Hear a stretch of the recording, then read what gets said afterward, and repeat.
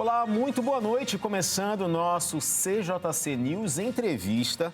Hoje, como você viu, né, a gente está com mesa, a gente está com um ambiente diferente para poder oferecer a você o melhor que a gente tem aqui no CJC News. E é um prazer ter a sua companhia, a sua audiência, você que acompanha a gente pelo YouTube ou pelo Instagram, fique muito à vontade.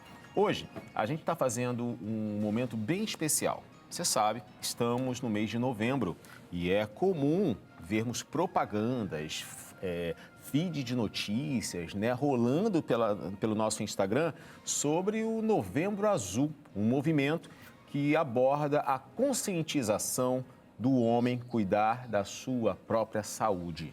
Uma coisa que muitos não costumam fazer, né? Pois é, por isso a gente vai conversar hoje com uma convidada que vai trazer um pouco dessas... vai tentar desmistificar isso tudo e que a gente pudesse entender o porquê que homens têm tanta dificuldade de cuidar de si próprio. Novembro Azul é um movimento para combater o câncer de próstata, que infelizmente acomete muitos e devido à resistência, quando são descobertos, a coisa já está bem avançada e aí fica mais difícil o tratamento e a possível cura. Por isso, eu estou convidando aqui hoje para conversar com a gente no CJC News Entrevista a psicóloga Luana Menezes. Boa noite, bem-vinda. Boa noite, obrigada, é um prazer. Eu gostei da homenagem do Novembro Azul, você veio de azul, claro, um negócio, certeza. né, todo ali, ó, direitinho, alinhado. Isso. Caramba, eu vim de laranja, tipo, eu vim combinando com o cenário aqui, enfim, a gente vai mas seguindo. uma combinação maravilhosa. Né? Azul e laranja, isso, é verdade, eu também acho. Bom, Luana, mais uma vez, obrigado. Você é psicóloga, né, especialista em... A gente estava conversando um pouquinho antes, em trabalho com crianças, mas hoje trabalha com muitos adultos. Isso. E a gente vai abordar hoje um pouquinho essa dificuldade, né, essa realidade que os homens, parece que eles não costumam cuidar da saúde como poderiam. Exato. Não é nem como deveriam, né? Porque dever dever de cuidar da saúde é para todo mundo. Sim. Mas... alguns podem fazer um pouquinho mais e não fazem. Exato. Vamos entender um pouco mais sobre esse assunto? Novembro Azul, câncer de próstata, saúde do homem. Roda a matéria. Com o início do Novembro Azul, mês dedicado à conscientização sobre o câncer de próstata, profissionais de saúde enfrentam o desafio de superar a resistência de muitos homens em realizar o exame preventivo. A campanha, promovida por diversas instituições e pelo Ministério da Saúde, visa alertar sobre a importância do diagnóstico precoce, que aumenta em até 95% as chances de cura. No entanto, a adesão ainda é limitada, especialmente pela resistência que muitos homens ainda demonstram no exame de toque retal. Pesquisas apontam que preconceitos culturais e a falta de informação sobre o exame contribuem para essa resistência. Segundo o Instituto Nacional de Câncer, o câncer de próstata é o segundo mais comum entre os homens brasileiros, atrás apenas do câncer de pele. Estima-se que 1 em cada 9 homens seja diagnosticado com a doença ao longo da vida, e muitos descobrem o problema em estágio avançado devido à falta de acompanhamento médico regular. A campanha deste ano reforça que o exame junto ao exame de sangue PSA é um dos métodos mais eficientes para detectar o câncer precocemente. Profissionais de saúde e entidades da campanha têm promovido palestras e ações em empresas e redes sociais para desmistificar o exame e incentivar a conscientização entre homens, mostrando que o cuidado com a saúde é um sinal de força e não de fragilidade. Tá aí, gente. É uma realidade, né, Luana? Tanto o homem quanto a mulher precisam cuidar da própria saúde. Porque isso é uma coisa que não dá para o outro cuidar para a gente. Não. Né? A gente sabe que a gente sabe que precisa beber água e não adianta o outro beber água em nosso favor. Como também a mulher sabe que precisa, eu não sei se é de 6 em 6 meses ou ano a ano, fazer apalpar as mamas por conta da possibilidade de um câncer de mama. Sim. E o homem precisa fazer os exames e procurar o médico para a questão do câncer de próstata. Primeira pergunta, assim, que a gente já pode começar nosso bate-papo. Por que o homem tem tanto medo desse exame? Então, essa questão que você fala, né, do cuidado consigo mesmo, a gente está falando o quê? De autocuidado. Uhum. E esse autocuidado, ele precisa ser ensinado. Então, isso vem da educação. Por que muito mais mulheres, as estatísticas comprovam que mulheres muito mais do que homens buscam por esses exames preventivos, tanto do câncer de colo de útero como de mama, porque a cultura incentiva de diversas formas a mulher a ocupar esse lugar do cuidado. Eu sei que as meninas, né, quando elas começam a ter ciclos e quando já vai chegando para final da juventude, fase adulta da vida, é comum as mães levarem as meninas, né, ao ginecologista. Isso. Para uma consulta de rotina. Exato. Não é para nem investigar um problema, é só...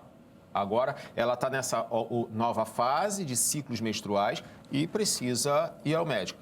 O homem não, o homem ninguém leva ao médico, né? Isso. Não tem esse comum. Exatamente, não tem esse marco, né? Olha, agora você tem que começar a se cuidar, né? Não tem isso. Então, realmente, perpassa pela educação, que vem de uma cultura.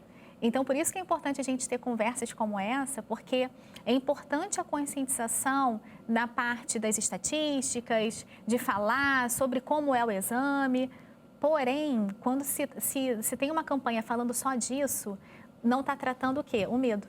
E o medo é psicológico. Então, Sim. De onde vem esse medo? Qual é a origem? Está lá na infância. Como o menino ele é educado para ser forte, ele não aprende a reconhecer as suas fraquezas. Porque você tem que ser forte. E aí, no momento que o menino começa a chorar, começa a ter dificuldades com os amiguinhos, com os coleguinhas na escola, enfim, nos grupos sociais, porque existe, para de bobeira. Sim. Engole o choro.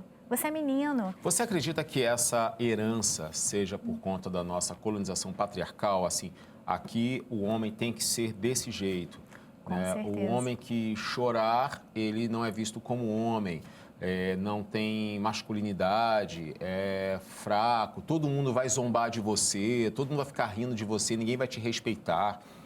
E aí você acredita que o fato desse tipo de aprendizado, na fase adulta, o camarada não vai ao médico e ele fala assim, eu estou indo ao médico para falar sobre esse assunto ainda.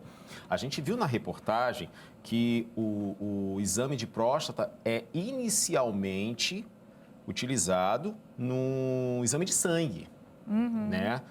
Aí tem muita... E assim, isso já abre uma porta para muitos irem ao médico para fazer pelo menos o exame de sangue, que ele consegue detectar. Sim. Aí, se tiver algum indício de alguma coisa, de alguma célula cancerígena, aí sim faz o toque retal, que é procedimento. Mas assim, gente, não é porque foi ao médico para investigar isso ou para fazer um exame de rotina, vai fazer já o exame que assusta todo mundo. Vai fazer o exame de sangue, que é só chegar, tirar um pouco de sangue que vai averiguar. Mas, por outro lado, assim, até falando assim de referências, né? Meu esposo acabou de fazer o exame.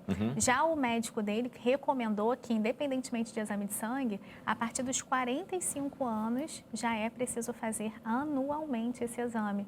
Eu acho que são exames complementares, sabe? Precisa fazer de qualquer maneira. Mas o problema é que tem uns que não fazem nem o de sangue, né? Sim, não fazem nada, nem vão ao médico para saber. E a gente viu que as informações apontam que quando não é feito a tempo, quando é descoberto precocemente, complica. Mas isso é similar a praticamente todos os tipos de cânceres, né? Sim, isso. O câncer de mama, o câncer de útero também, quando é descoberto no início. Eu tenho uma tia que teve câncer no útero e descobriu isso bem no início.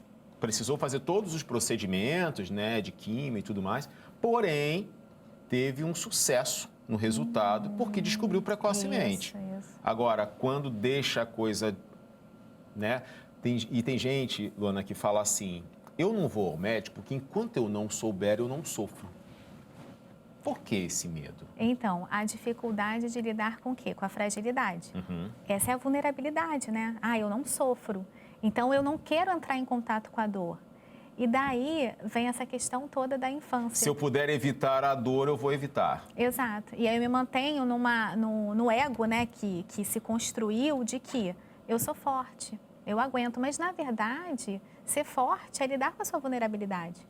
Então, por isso, assim, que eu defendo que a gente precisa tratar disso na infância, trazendo referências para o menino, para esse lugar do cuidado. Por exemplo, a gente vê salão, massagem, agora tem um mini spa para criança, já viu isso? Eu ainda não. Não, para criança. Tem mesmo isso? Fazem o cuidado de beleza, dia da beleza, o dia de relaxar, aí fazem um mini spa vendendo para criança, seja uma comemoração, né, de Dia das Crianças ou até um aniversário. Na minha época, meu pai mandava eu capinar um quintal para relaxar, e se eu não quisesse...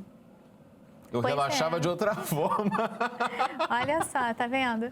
E daí, então, é isso, né? Trazendo para essa coisa do cuidado e cuidado com a beleza, com a estética, mas é somente para meninas. Uhum. Sabe? Outro dia eu fui levar meu filho no salão, eu tenho um filho, um menino de 3 anos. Qual o nome dele? E a menina, Otto. Otto? Otto. Que legal, nome diferente. Diferente. Dificilmente eu ouço o nome Otto.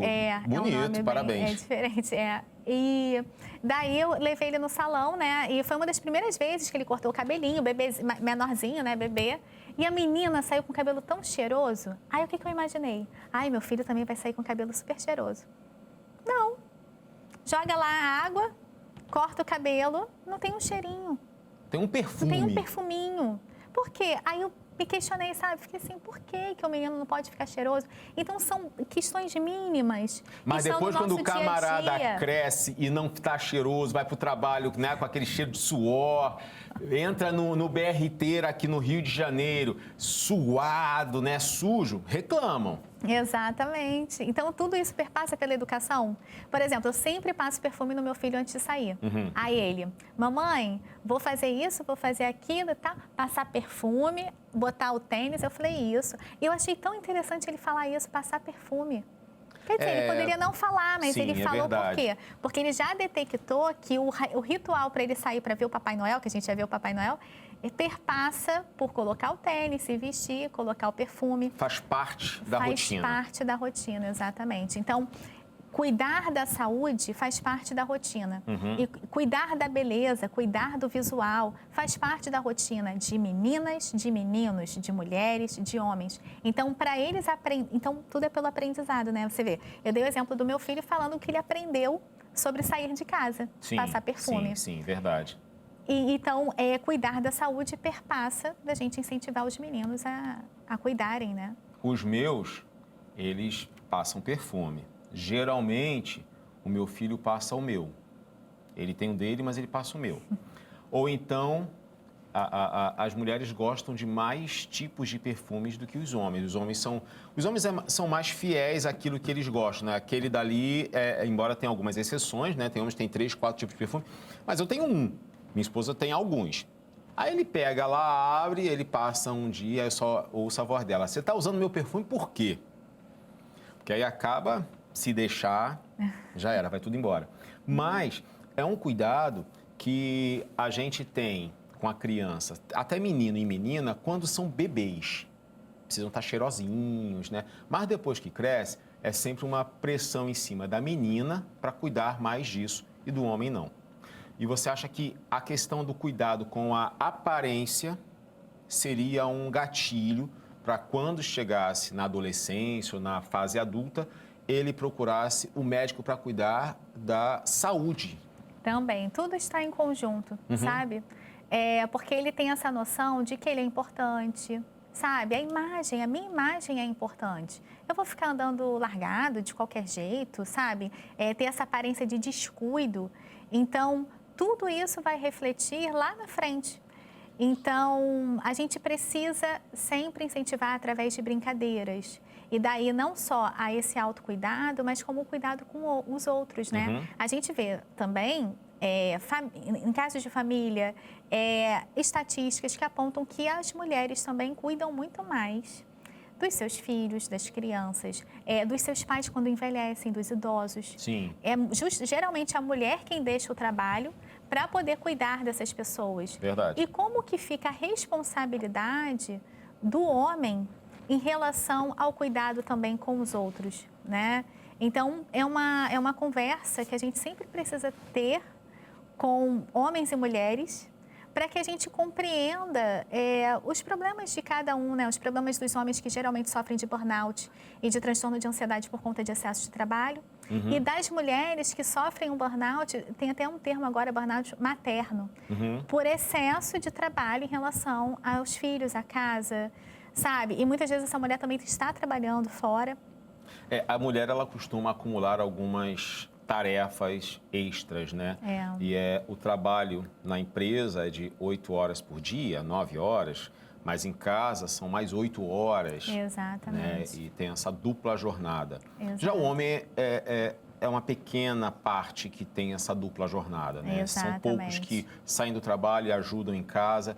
E eu costumo dizer, isso é uma conversa que a gente tem muito em casa, é que o homem ele não tem que ajudar a mulher em casa limpando a casa ou lavando o banheiro. Ele não tem que ajudar, ele tem que fazer o que é dele, a parte dele. A casa é dele também. Exatamente. Né? Então, a responsabilidade de cuidar das coisas também é dele. Exato. Né? Esse negócio de, eu vou ajudar eu ajudo minha esposa lavando a louça. Não, você não está fazendo mais do que obrigação, porque se ela fez, pelo menos você está ali fazendo a sua parte. Não é ajudando com a parte dela, né? Infelizmente, são coisas que é culturalmente batido na cabeça, né? Porque é o pai ensinando o filho, o pai precisa fazer para que o filho veja. Mas não é bem isso que acontece, né? Eu vejo muitas famílias me falarem que chega o pai ou o avô e fala assim, não, sai aí da cozinha, você é menino. Como se o menino não pudesse estar ali a par e tentar fazer uma comida. Não pode aprender a fazer uma comida. Não. Vai morrer de fome, então, quando ficar grande, morar sozinho. Se for morar sozinho, já era.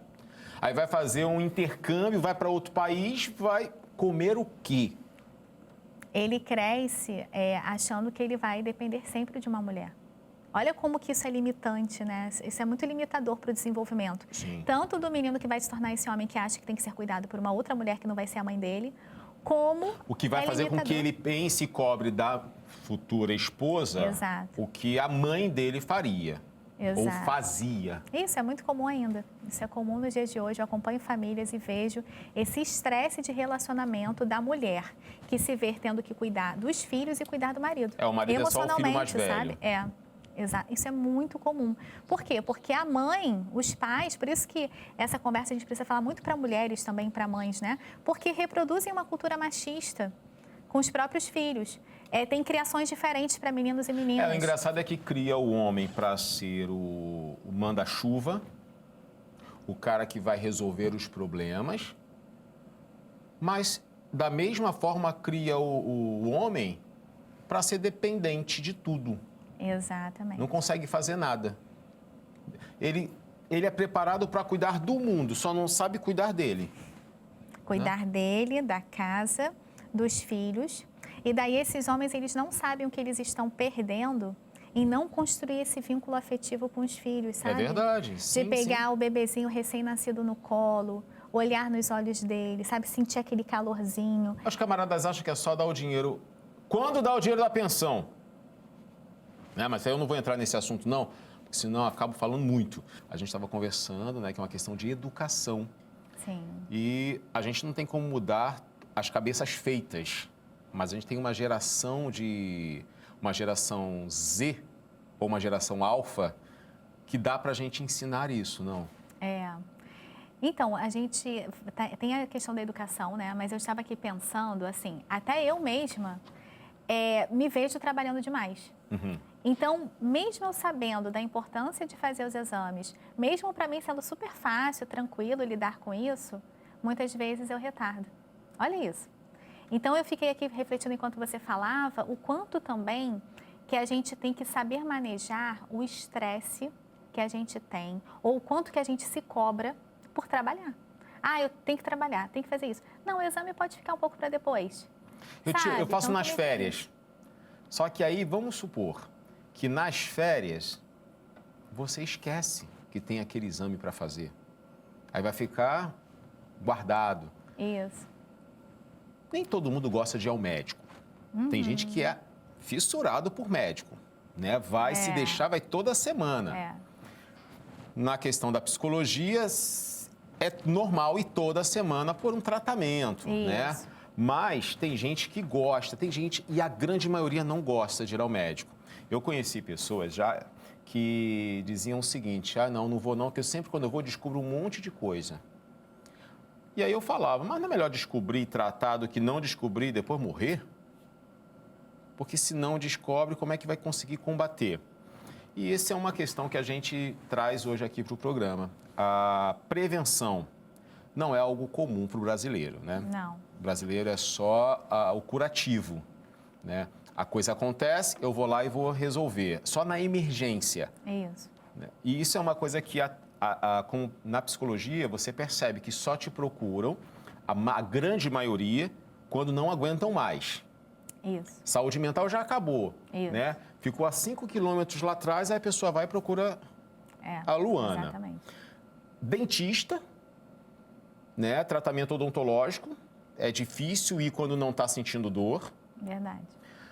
Fisioterapia, só vai quando não consegue mais, mas você percebe, são essas 3 áreas da saúde que só vão quando não aguentam mais. Né? Por que a gente tem que se acostumar a viver no modo sobrevivência, né? Pois é. Por que isso? Enquanto dá, eu vou fazendo aqui. Não está muito bom, não, mas eu vou levando. O quanto que a gente tem que trabalhar a questão da abundância, da prosperidade, de saúde. Essa é a nossa maior riqueza, a saúde. É verdade. Então, eu não posso me contentar só de estar mais ou menos.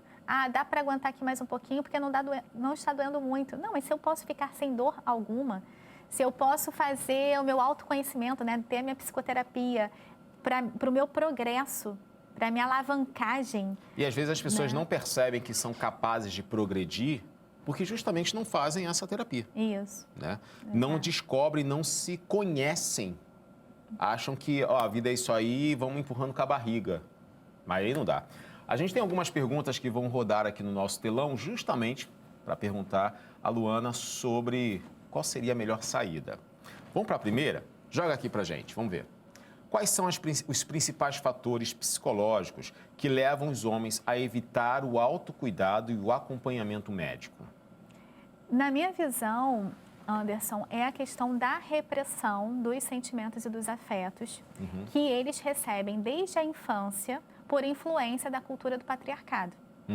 Então, esse tipo de tratamento, de educação, que eles sofrem, que eles não podem entrar em contato com a sua vulnerabilidade, porque o que a gente está colocando aqui, o que foi conversado no primeiro bloco, né? Não pode chorar, deixa de bobeira, isso é coisa de... Tudo isso é repressão dos afetos. Então, se eu não consigo encarar, entender, valorizar a minha fragilidade, como eu vou me tornar um adulto que eu posso descobrir que eu tenho uma doença? Não. Eu não posso descobrir porque, como você falou que uma pessoa disse, né? Eu evito o sofrimento, eu evito a dor. Ou então eu fico ali mascarando, é a negação, né? Que é um mecanismo de defesa, eu fico mascarando, acreditando que eu sou o super-homem e que nada vai acontecer comigo. Não, que isso, eu sou macho, nada vai acontecer comigo, estou bem. Estou sentindo nada. Não estou sentindo nada. Isso é um problema.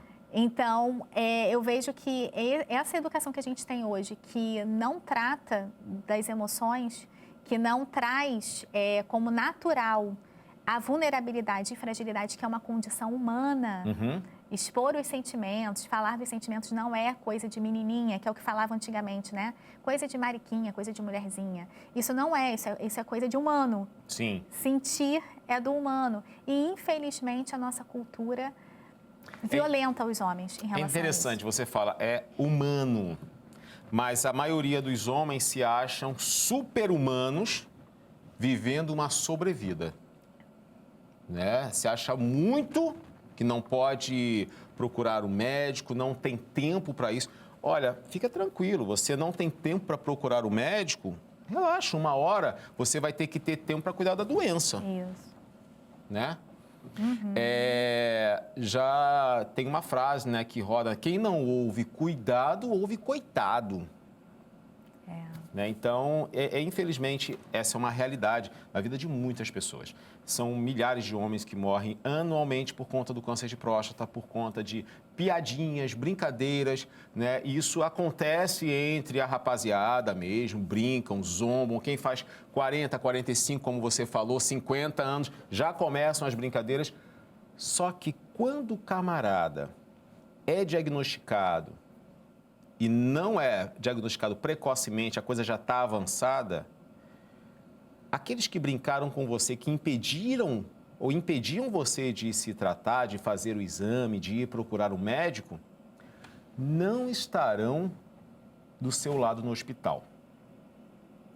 Quem estará ali será talvez sua esposa, seus filhos, sua mãe, que vão deixar de viver a vida deles por sua causa. Aí que homem é esse que tem que cuidar de tudo e acaba com a vida de todo mundo da família? Nossa, é profundo isso. Não é? É muito profundo. É mais fácil tapar os ouvidos para as piadas dos amigos e não arrebentar a vida da sua família inteira, porque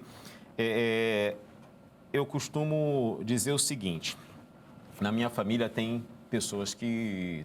Tem uma pessoa que fuma, né? E eu falo assim, olha, ou você para de fumar, ou você vai acabar com a nossa vida no futuro.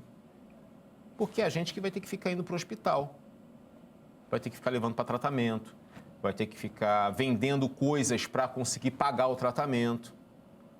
Aí você escolhe. E aí, imobiliza? O incrível é que essa e outras pessoas fumantes viram a mãe fumando, morrendo de câncer e continuava fumando. Né? Isso é estou falando isso só para demonstrar a resistência que tem. Né? Vamos para outra pergunta? Solta aí. Como questões culturais e de masculinidade podem influenciar a relação dos homens com a prevenção de doenças? É exatamente sobre essa questão, né, que a gente está conversando. A gente precisa atuar nessa parte da prevenção através da educação. Parece um pouco repetitivo, né, redundante, mas a gente precisa repetir o óbvio, para que fique bem claro, assim, a importância, por exemplo, atualmente nas escolas já tem isso, educação socioemocional. Sim, ontem, eu vou contar aqui uma novidade, mas ontem eu fui assistir uma apresentação da escola do meu filho sobre sentimentos. Criancinhas de 3 anos em cima do palco falando sobre a expressão dos sentimentos. A alegria, a tristeza, a raiva, o medo. E daí meu filho estava interpretando a raiva, então ele estava todo de vermelhinho e tal. Então você veja, o meu filho de 3 anos, quando ele está chateado, aborrecido, ele fala: mamãe, eu não estou feliz. Quer dizer, quando que em gerações anteriores a gente tinha as crianças falando dos sentimentos? Não tinha espaço para isso, porque não se entendia sobre o cérebro da criança. Não se tinha entendimento. Então, a criança, ela era tratada como um mini adulto, né? Principalmente século XIX, enfim. Exatamente. Então, até antigamente a gente via as crianças com terninho, né? Então, roupa igualzinho do adulto. Roupa igualzinho do adulto. Então, veja bem, esse avanço, você vê, o ECA, o Estatuto da Criança e do Adolescente, ele é bem recente, década de 90. É pouco, né? Assim, Sim, eu nasci antes, tem né? 34 anos hoje. Exato. Então, assim, os direitos que as crianças têm alcançado são recentes e a gente precisa, como é que eu vou dizer, aproveitar que, isso eu vejo que é um lado bom, da gente hoje ter na escola isso. A violência não é mais legitimada. Se acontece alguma coisa com meu filho, né, antigamente, palmada, ajoelhar no milho, todas essas coisas eram legítimas, ninguém estranhava. É o que você falou, que na sua época era tratado de uma outra maneira.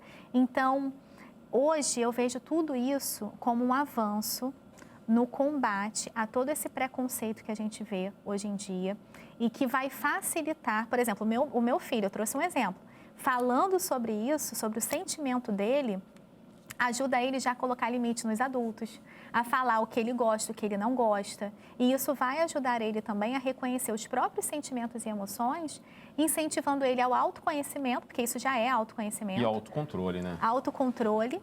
E, consequentemente, uma coisa está atrelada à outra. Se eu tenho autoconhecimento, eu tenho autocontrole, gestão emocional, eu vou me preocupar mais com a minha saúde, eu vou olhar mais para mim, tanto para a saúde física quanto para a emocional. Sim. Os homens têm dificuldade de buscar os dois tipos de ajuda, a física e a psicológica, mas mais ainda a psicológica, porque a gente ainda tem mais preconceito ainda voltado para a saúde mental. Pois é. Enfim, a psicológica dos homens, às vezes, vai só relaxar vendo um futebol. Aí acabou, só que isso não resolve o problema. Vamos para mais uma pergunta aqui. De que forma familiares e amigos podem ajudar um homem a superar o medo ou a resistência a exames de rotina? Olha, seria muito importante os homens terem a possibilidade de falar de assuntos voltados para as dores, para as fragilidades, para os problemas. Eu conheço, converso com homens que falam assim, Luana, a gente não conversa sobre isso. A gente não conversa sobre os nossos problemas familiares. São assuntos sempre superficiais. É o jogo, então vão ver futebol, vão conversar sobre mulher.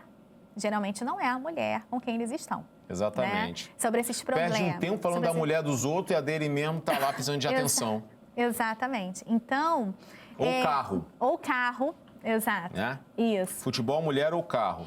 Ou dinheiro, que agora as criptomoedas e esses joguinhos aí que arrebenta a vida de um monte de gente, é o assunto do negócio, né? Exato. Então, todos esses aspectos ligados aqui, a parte financeira, a parte de status, que remete ao quê? Ao ser provedor, que remete ao machismo, porque eu aprendi desde pequeno que eu tenho que estar falando de mulher para mostrar que eu sou homem, né? Mas, na verdade, é a questão do machismo.